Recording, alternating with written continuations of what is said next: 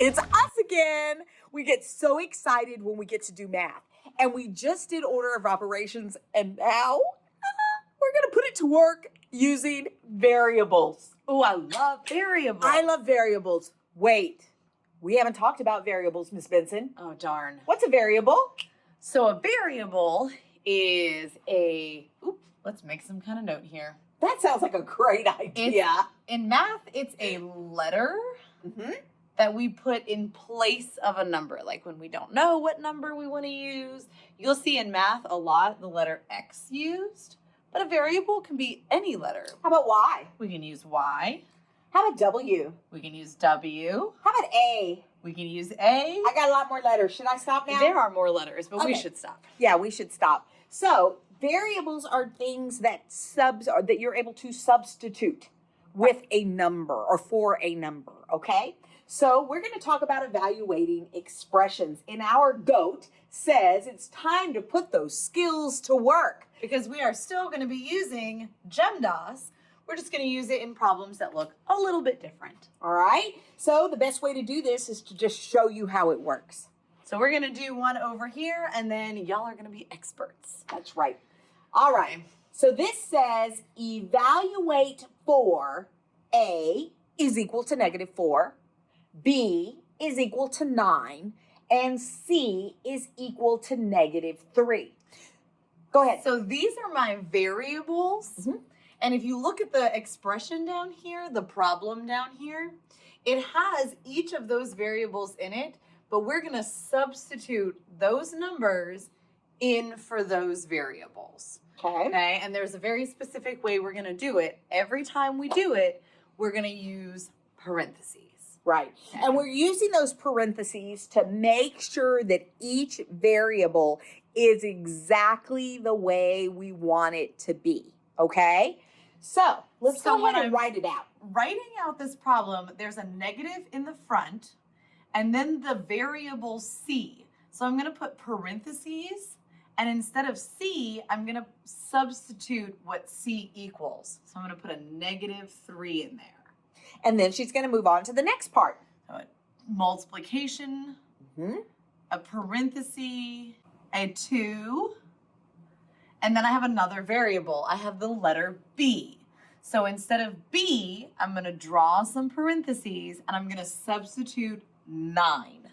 She's going to put it right in there. We're not changing anything about the problem by using these parentheses. So now we have to subtract.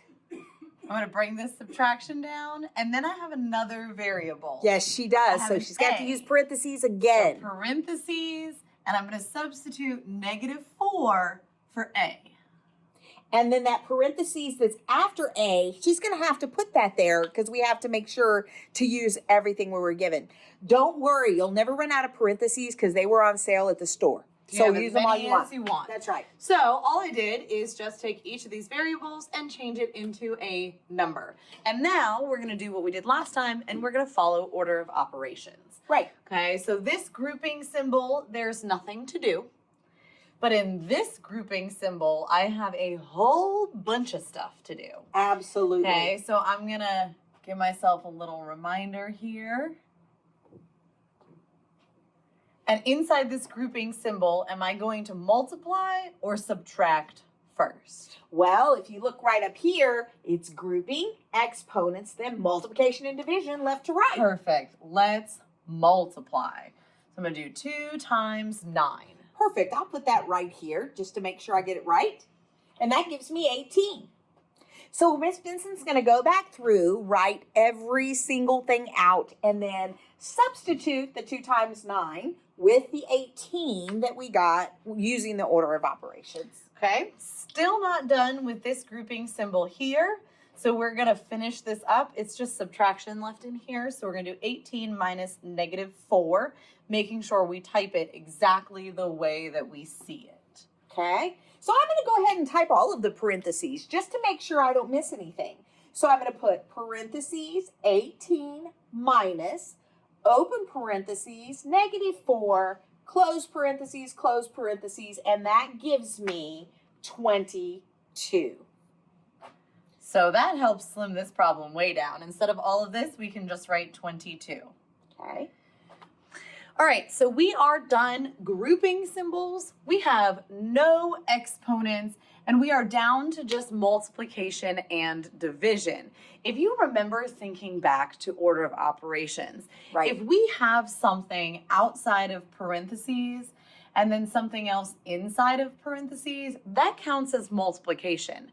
Well, we have that going on in this problem, but it looks a little bit different. But you're going to see it a lot, so this is super important. So come look down here. I have a negative out front, and then I have parentheses -3. So this is negative times -3. But to make it work in the calculator, we have to tell the calculator what this negative actually means. Right. So what it means is that there is an invisible 1 right here. This is actually -1 times -3. So when we come over to the calculator, we're going to put in -1, parentheses, -3, close parentheses, and we get a +3. So that takes care of that part. We get 3 times 22, and we're down to our last step. So we can just pop this in the calculator. 3 times 22 is 66. And we get 66. Okay, so if you can follow the order of operations, you can do these with no problem whatsoever. So we actually want y'all to try this next example, and we're going to clean up all of this mess, and we'll come back and see what you got. All right? You can do this. This is fun.